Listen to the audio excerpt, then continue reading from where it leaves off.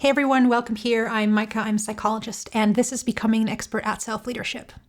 Today I want to talk about forms of negativity that are less obvious, but still negativity and ways in which we subtract from our well-being, happiness, relationships, and success.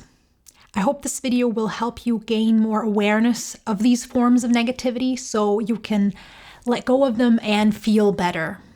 As I'm sure you've heard and experienced, the way we think influences how we feel. It influences our motivation, confidence, choices, and behavior.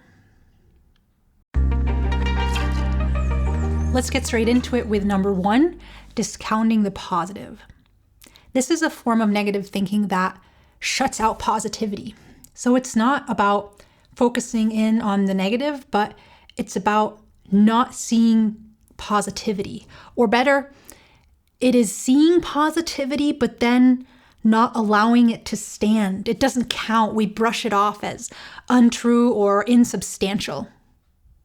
For example, someone may give you a compliment and say, "I really see how much effort you've invested into this, and the result is really fantastic." And then that part of the mind that discounts the positive throws this compliment overboard and says, "Oh, well, it was luck, really," or "You're just saying that to be nice." Discounting the positive is an "I can't accept that, I don't believe that, and I don't trust that" response to positivity. It's being closed off towards positivity, not being able to resonate with it, allow it to stand and stay. And this positivity can be anything in any area of life. It could be a positive turn of events, something in relationships, a success, a moment of warm winter sun on your lap on the bus ride home. But this isn't an expression of personality or someone's nature. It's a learned mode of operating. And no matter how much of this we have, we can all learn to shift into a different mode with practice. I'll talk more about how to do that at the end of the video. For now, I want to continue with number 2. Biased attention toward rejection. This is a mental filter with which we are overly focused on rejection.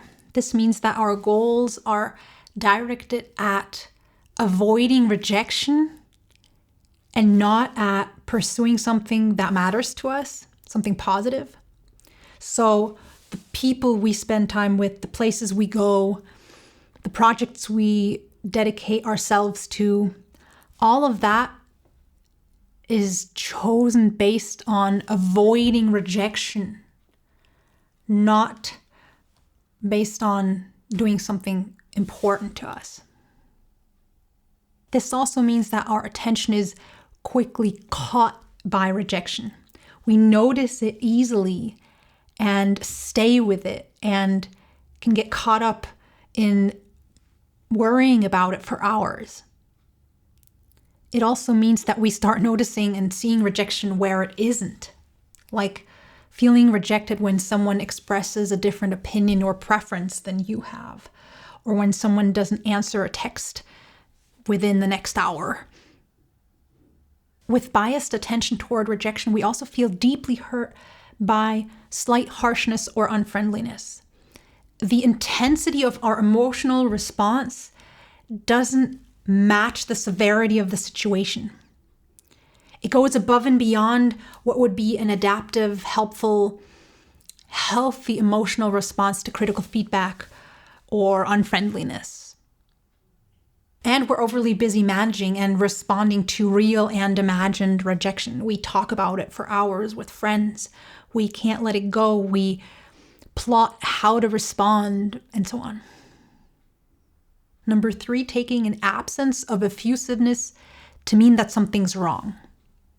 This addresses the question, how intense does positivity need to be?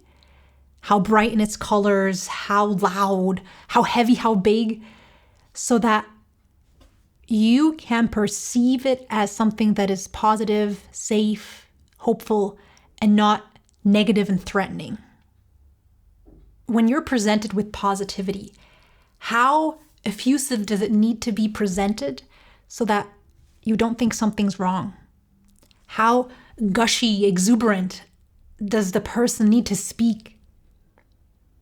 This is a form of negativity that can turn a positive event into a negative one just because the other person or other details of the presentation weren't exuberant and effusive enough. It not only discounts the positive, it turns it into negativity. Number 4, negatively biased recall of an interaction. You know how in the morning you can wake up after meeting people the previous day and first thing feel bad about something that happened, something they said, something you said. In the mornings, our levels of the stress hormone cortisol are actually the highest. That's healthy and natural, but it can leave some people feeling anxious and jittery when they wake up, especially if they're experiencing a lot of overall stress. So that's why we can wake up and first thing think and feel anxious about something that it suddenly strikes us as having gone wrong the previous day. But this could be negatively biased. When we recall interactions in a negative way that leaves us feeling guilty and inadequate a lot, it means we're overestimating the significance of mistakes and awkward moments. We're overestimating how often that actually does happen and what that says about our social capabilities and the future of that relationship. How to shift into a more helpful and realistic perspective. Now let's get down to business. How can we shift into a more helpful, realistic, optimistic perspective? It starts with noticing the negativity more, observing yourself, checking in with your mind and thoughts, and seeing if you've got a negative lens or filter turned on. Actually, just setting the goal of wanting to do this, of wanting to notice it more, will help you with that because your subconscious mind will remind you. It'll go, aren't you doing what you wanted to stop? I have this intention stored within me, and what you're doing right now does not match that. Then question the negative bias, bend it, walk around it, look over and under your perspective, broaden your focus, find a different way of seeing the situation and responding to it. Ask yourself, is this maybe a shadow from my past that is trying to squeeze into the present and to discount the positive? Is my attention biased toward rejection right now? Is the calmness and neutrality of the other person really a sign that something is wrong? Do they maybe just not have such an exuberant and diffuse way of expressing themselves? Is this maybe what positivity looks and sounds like for them? And was what happened yesterday really that bad?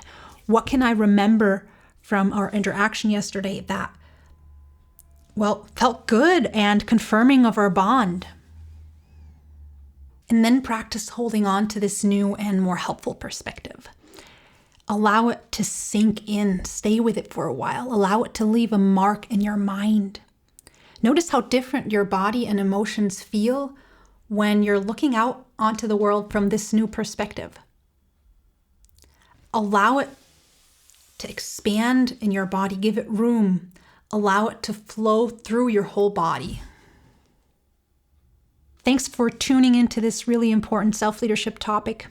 Did you notice any of these forms of negativity in your own thoughts? If you'd like to learn more about mental habits, limiting habitual negative thinking, and how to transform it, check out my brand new online course called Mental Habits, How They Stand in Your Way or Lift You Up. This course covers 8 common mental habits that make us feel insecure, stressed, unmotivated, hopeless, anxious, depressed, guilty, and frustrated in unhelpful ways. And in this course, you can learn how to recognize these mental habits, how to question them, and how to develop a helpful perspective to shift into as a positive alternative to each one. I am really excited about this course, and if I may say so, I think it turned out well. I really like the content and think you will too, and that you'll notice how helpful it is to your self-leadership. The course includes 11 video lessons that are 2.5 hours long in total. You'll also find 11 downloadable flip chart illustrations, 10 downloadable handouts, lots of exercises, and a comment section in which you can ask questions and I will answer them. This is a self-paced course. That means you have lifelong access. You can really go through it at your own pace on as many devices as you want. And if you're not satisfied with it, you can get a full refund within the first 30 days of your purchase. Check it out at the first link in the description box. For now, thanks for being here. Till next time, take care. And remember, as Marcel Proust said, the real voyage of discovery consists not in seeing new sights, but in looking with new eyes.